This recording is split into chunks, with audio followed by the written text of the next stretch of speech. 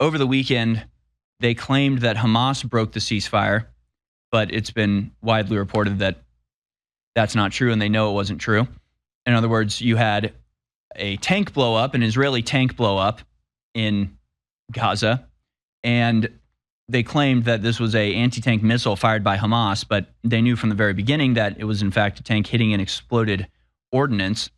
From RT, quote, Hamas attack was actually IDF bulldozer hitting an unexploded Israel bomb, according to DropSite. The U.S. knew this, called out Netanyahu's lie, and forced him to reopen aid corridors, but there have been no comment from the Trump administration as of yet.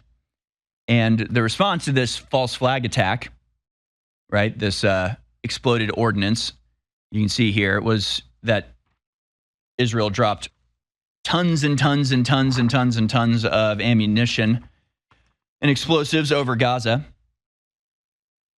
And that's just one of the various sort of, well, pushing too far, pushing the envelope activities of the Israelis. Trump also made it very clear that he was not happy with the settlements in the West Bank and said those would come to an end. Meanwhile, we have example after example over this weekend of really brutal attacks by Israelis on the Palestinians in the West Bank, burning olive groves, and even luring American journalists into an ambush to attack them. Netanyahu said Israel dropped 153 tons of bombs Sunday on Gaza. Israeli forces dropped 153 tons, that's 337,000 pounds of bombs on targets in Gaza in response to what it said was a ceasefire breach by the Palestinian group Hamas. Prime Minister Benjamin Netanyahu told Parliament Monday, one of our hands holds a weapon, the other hand is stretched out for peace, Netanyahu told members of the Knesset. You make peace with the strong, not the weak. Today, Israel is stronger than ever before. Okay. Israel said Sunday it launched a wave of airstrikes against targets in Gaza after two of its soldiers were killed in an attack by Hamas. The Palestinian group denied any knowledge of the attack. And of course, it was known from the beginning that it wasn't an attack. It was apparently an Israeli ordinance, although I don't know how they could know who dropped the ordinance, but hell, I think when you're dropping literally millions of tons of ordnance over an area, I think it's safe to assume it was probably one of yours. I guess my question is, why are there Israeli bulldozers in Gaza still if they're supposed to move out? But I believe this was in Rafah, which Israel has had complete control of for a very long time. So how they would explain Hamas being there, being active, firing anti-tank weapons, it just makes no sense. So a bulldozer drove over an Israeli bomb, blew itself up, and in return, they dropped 150 tons of explosives on Gaza, who they recently claimed to have a ceasefire with. Meanwhile, Ben-Gvir, Israeli national security minister, says, quote, now that we have received the hostages, we must return to war and open the gates of hell upon Gaza. You know, friends like these, right?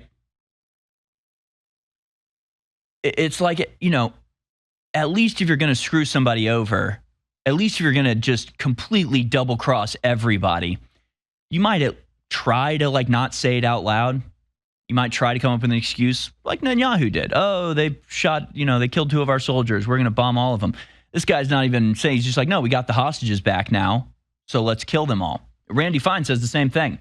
Randy Fine says there are no hostages in Gaza anymore. Glass it. Glass it. Nuke it. Turn the whole thing into glass because the hostages, the human beings, are gone, and now it's just animals there. So just kill them all, he says. Congressman of the United States. National Security Minister of Israel. Both just saying these things outright. Yeah, we made a deal, and the deal was we'd stop attacking if you gave back the hostages. We got back the hostages, so now you have no leverage. So now we get to kill you. Does anybody think that's a good idea? Anybody think that's in the benefit of Israel to show what untrustworthy scum you are and that any agreement is just, you know, an excuse for you to betray your enemies again? I mean, it's really pretty pathetic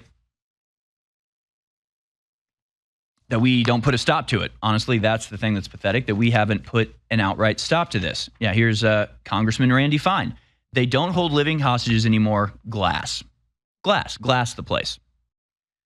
Those of you who don't know, that means turn it into radioactive dust. They blow themselves up and in response say, let's glass them all. And that response really, to me, makes why Israel agreed to this make total sense. Is that they got all their hostages back, and now any excuse they have to blame the ceasefire ending on Hamas means they can just go unrestricted. They have no reason to even pretend to care about the hostages anymore. So now they really can just go full bore. But on the other hand, they also have a lot of action in Syria that they're doing and the West Bank that's going on right now. So just like we said, as we were sort of game planning it out after the Gaza ceasefire, going, if you're Israel, what do you do now? Well, you try to start another war as quickly as possible. That's happening in a large part in Syria, where the ISIS-backed usurpers of Bashar al-Assad, backed by Israel, are now systematically killing Christians and Druze. And so Israel is saying, oh my gosh, we have to go protect them, and taking large swaths of Syria. And at the same time, settlers in the West Bank are brutally beating Palestinian women and taking their olive groves and expanding the, colonies there.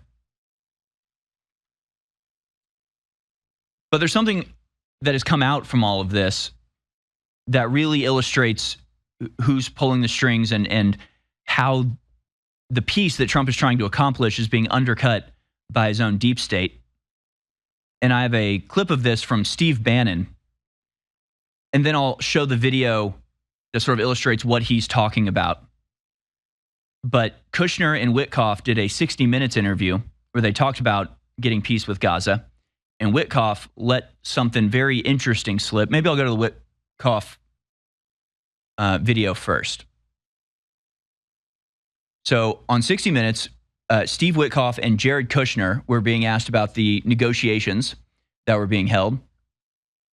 Guys, y'all know what? 29. All right, let's go to clip 29 here. This is Witkoff and Kushner describing how they were lied to about the likelihood of Hamas accepting the deal in an attempt to stop the deal from moving forward. Who they were lied to is the interesting part. Let's watch. Or who they were lied to by. Let's bring up the audio. The Israelis are on board, at least for part one of the plan. Now you go to Sharm el-Sheikh, and the whole point is to get Hamas on board. So tell us about this meeting, to set the stage. Well, before you go to Sharm el-Sheikh, after Bibi was at the White House with President Trump, and they announced his agreement to President Trump's 20-point plan, then there was a couple days of waiting to see what would Hamas do. And that Friday in the afternoon, we were getting word from the mediators that they were going to come out positive, but with a couple of conditions and different things that they wanted to see modified in any final agreement. But the vibe we were getting was quite positive. Well, first, one thing I'm going to point out is that we were getting, because of our relationships, and this goes back to that conflict of interest question you had for us, but our relationships were direct with the leaders of these three countries. And we were hearing that Hamas was positive on the deal. And yet I was reading intelligence reports every day and getting briefings from the CIA 3 times a day. And those intelligence briefings were suggesting that Hamas was going to say no. And so Jared and I had to make a decision as to where we thought this was going. And both of us, we didn't need to convince one another. We really felt that this was going in a positive way. And sure enough, Hamas came out and said, we accept the president's plan. And that allowed us to get into the next gear. So this is at least the third or fourth time I can think of where it's been revealed that during Trump's second administration, in the last 10 months or so, that there have been conflicting reports from intelligence agencies.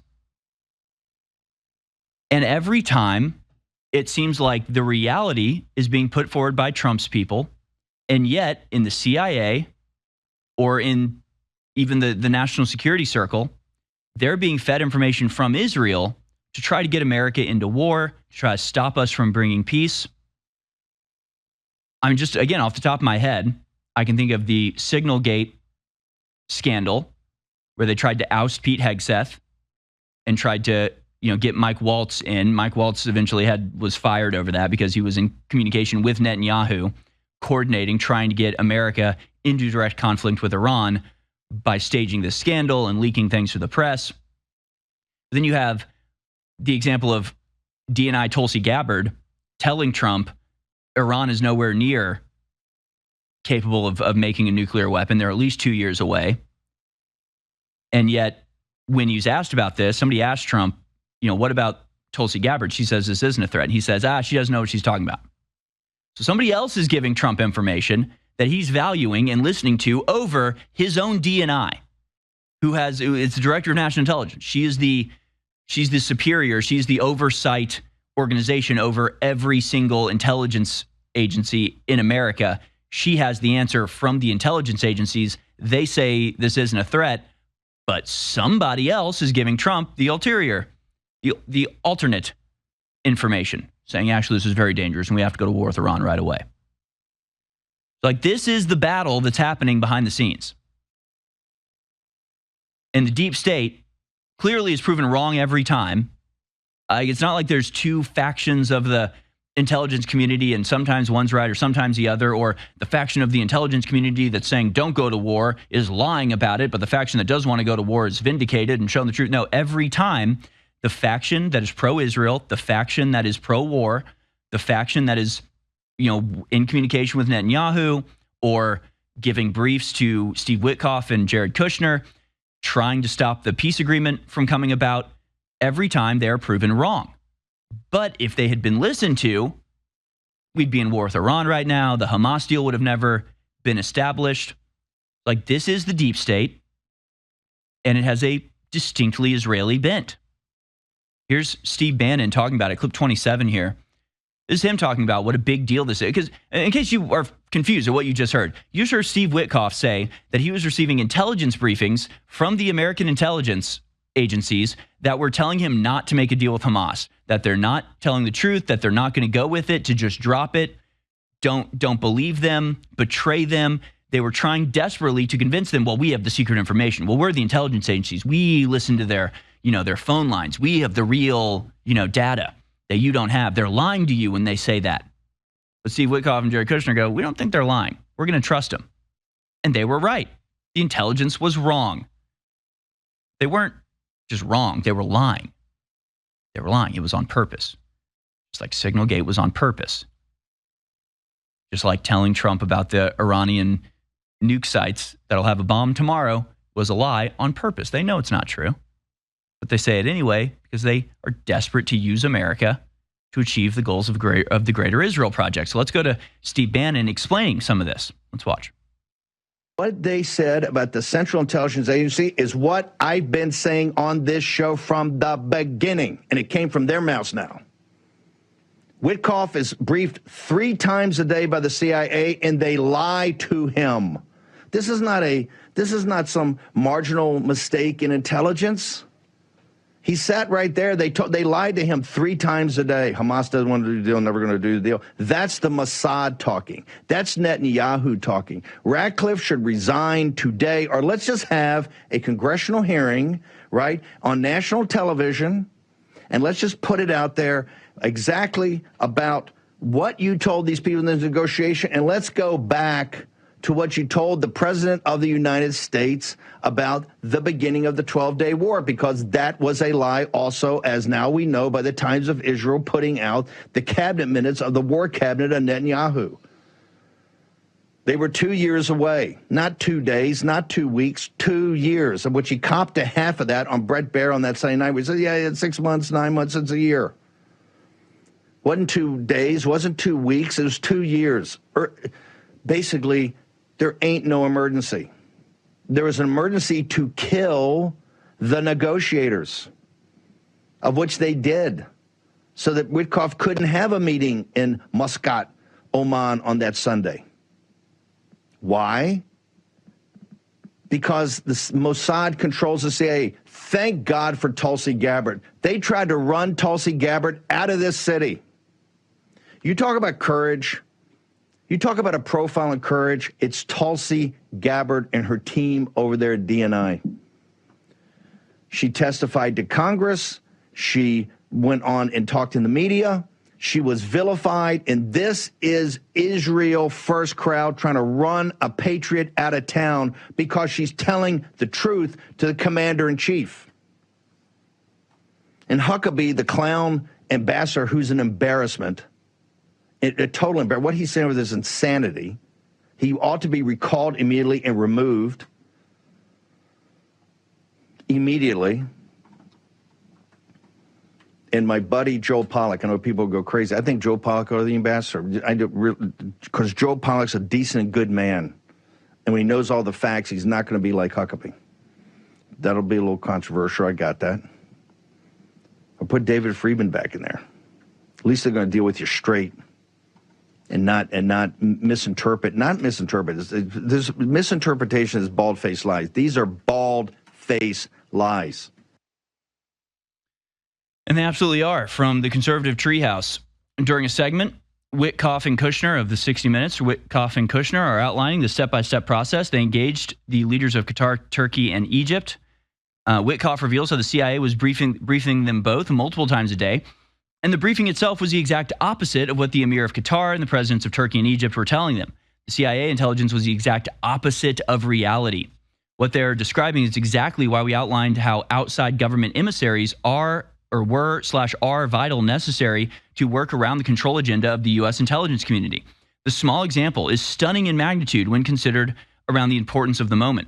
On a positive note, with Witkoff making this stunning public statement, we can now add a major data point to President Trump's reference of not trusting the CIA. Combined with the previous assertions of Marco Rubio and Tulsi Gabbard on essentially the same level of outlook, this example of CIA getting it wrong, that is misleading the administration, has long-range ramifications beyond the Hamas example. With the backdrop for reference, surely now we can have an optimistic sense that President Trump doesn't trust the CIA intelligence on the Russia-Ukraine conflict either, which is or would be a good thing. Now, Trump's admitted that he thought Israel acted, quote, a bit out of control when they bombed Qatar, bombed the Hamas leaders in Qatar that Trump was negotiating with and trying to get an agreement with. But despite all of this, apparently the ceasefire remains in effect. U.S. President Donald Trump and Israel have confirmed the Gaza ceasefire remains in effect despite recent clashes with Hamas. President Trump, Israeli Prime Minister Benjamin Netanyahu, Hamas, and the IDF were involved in this. The ceasefire violations occurred over the weekend in Gaza with responses from Washington, D.C. Key quote is the IDF will continue to uphold the ceasefire agreement and will respond firmly to any violation of it, which obviously means that the Trump administration knows that it wasn't Hamas that broke the ceasefire agreement. You've got Israel claiming that Hamas fired on a tank and killed 2 of their people, and they responded by dropping 150 tons of ordnance over Gaza. But then the Trump administration basically says, no, Hamas did not break this. This was, obviously you guys, because if it was Hamas breaking it, then the ceasefire would be over. Because that's the way it works. If Hamas breaks the ceasefire, there is no ceasefire. If Israel breaks the ceasefire, we just go, okay, the ceasefire is still in place. It's just Israel's not honoring it, but it is still in place. Just utterly ridiculous. And then the story of this journalist, he's an American journalist named Jasper Nathaniel, and he apparently was lured into a ambush by the IDF and captured a bunch of really harrowing footage as he did so. Clip number 23. This is, again, American journalist Jasper Nathaniel filmed this. And guys, we'll play clip 23. Keep the audio down for the first about 3 seconds or so, because he starts off yelling a curse word, saying, don't beat that woman with a stick. But to no avail. No, the woman is bashed over the head with a stick by an Israeli settler. There's a little old woman beaten on the ground with a stick. Here he goes on for more. You can bring up the audio a little bit. All you hear is yelling and cursing. Here are the Israeli settlers, beating the hell out of Palestinians in the West Bank as part of their continuing mission to ethnically cleanse the area in total defiance of President Trump's explicit demands. And it gets worse. Clip number 26 here. A horrific day in the West Bank as Israeli settlers, terrorists spread across the region, attacking Palestinian olive pickers. And again, this was in coordination with the IDF. They carried this out. Here you see them flinging rocks, starting fires as they continue the ethnic cleansing of that area. Now, Jasper Nathaniel at @infinite_JAZ actually posted his conversation with the American embassy. He says, we need American protection. We are Americans.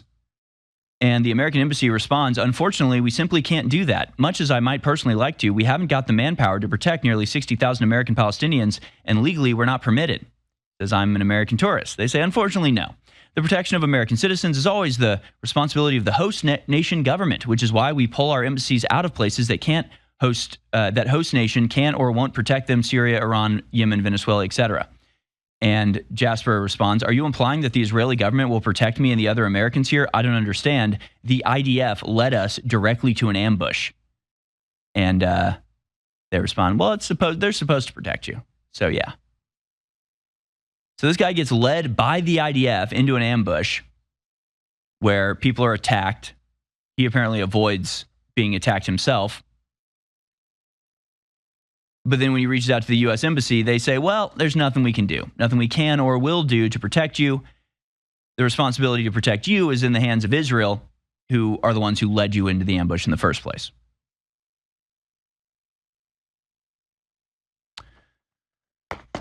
So it continues. So it just continues. The brutality, the viciousness, the ethnic cleansing, the terrorism continues unabated. And we can go to clip 28 here to see some of the reasoning.